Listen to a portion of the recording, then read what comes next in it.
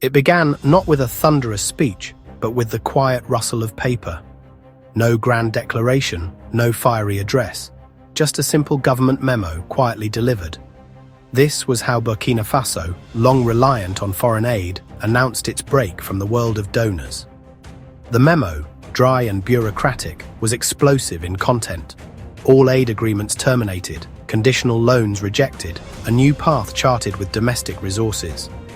The government of Captain Ibrahim Traoré wasn't asking for permission, it was asserting its right to self-determination. For decades, budgets were scrutinized in Paris and Washington before Ouagadougou. Now that era was over.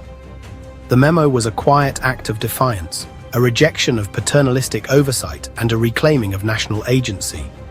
It forced a long-avoided question: what is the true cost of aid? For Burkina Faso, it was dependency and lost sovereignty. The world was left to reckon with the silence of a system rejected as a new chapter began. The revolution was not televised. It was typed, stamped, and delivered. The quiet revolution had begun. The announcement was timed with precision: no press conference, no presidential address. A formal communiqué from the Ministry of Economy, signed by technocrats, not politicians, framed the decision as a sober financial strategy. The memo landed first in the inboxes of the World Bank, IMF and key partners, not the evening news.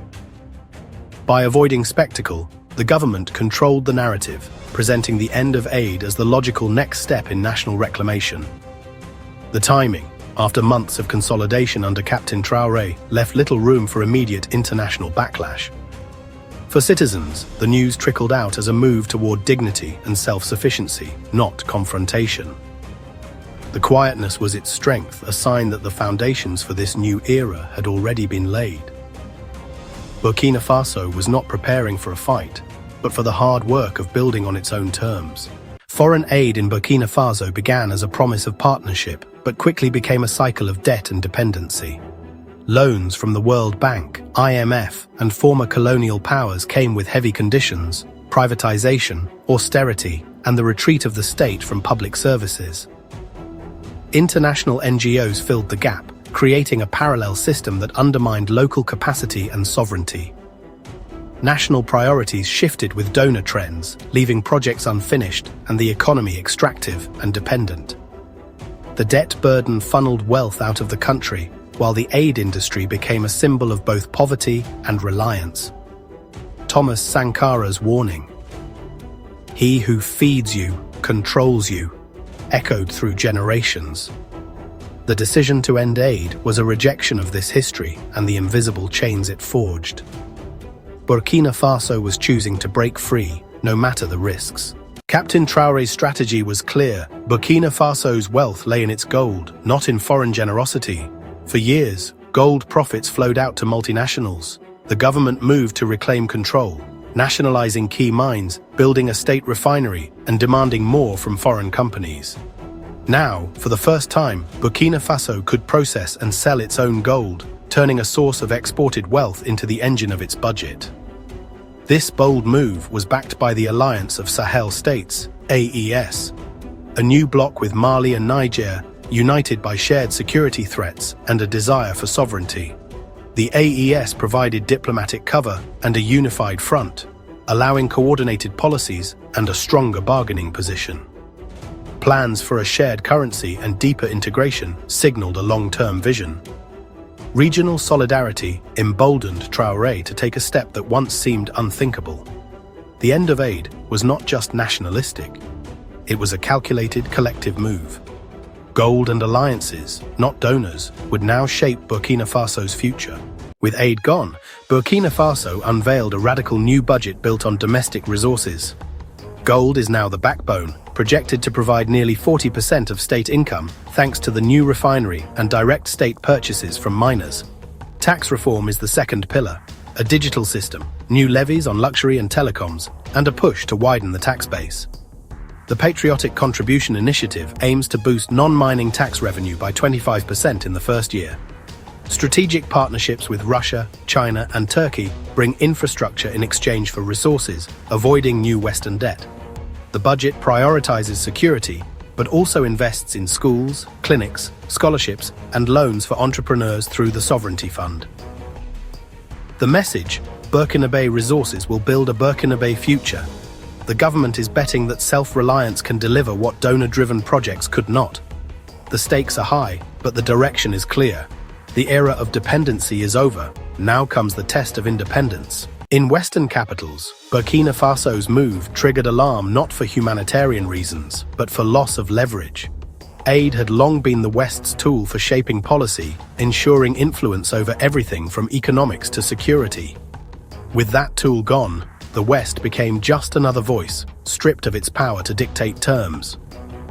Analysts warned of fiscal indiscipline and instability, revealing a deep-seated belief that African nations can't manage without supervision.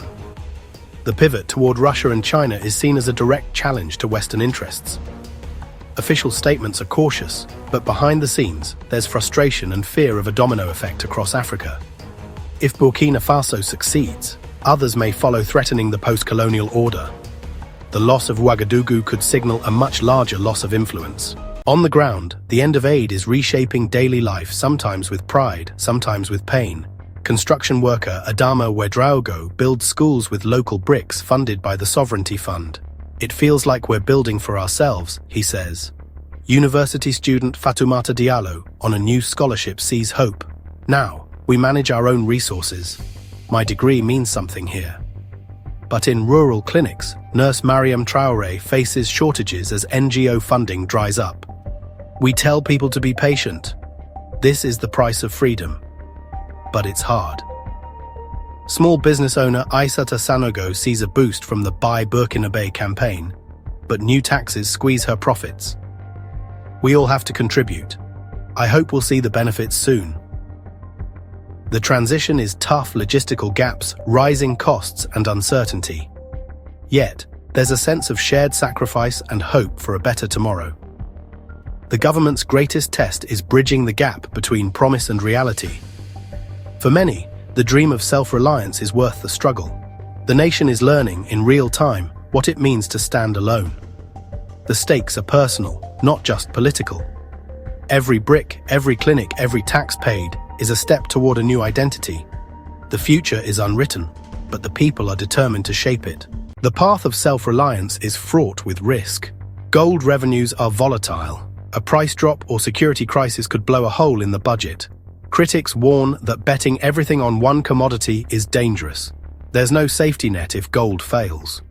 Military spending is up, raising fears of neglecting health and education, and of empowering militias with little oversight.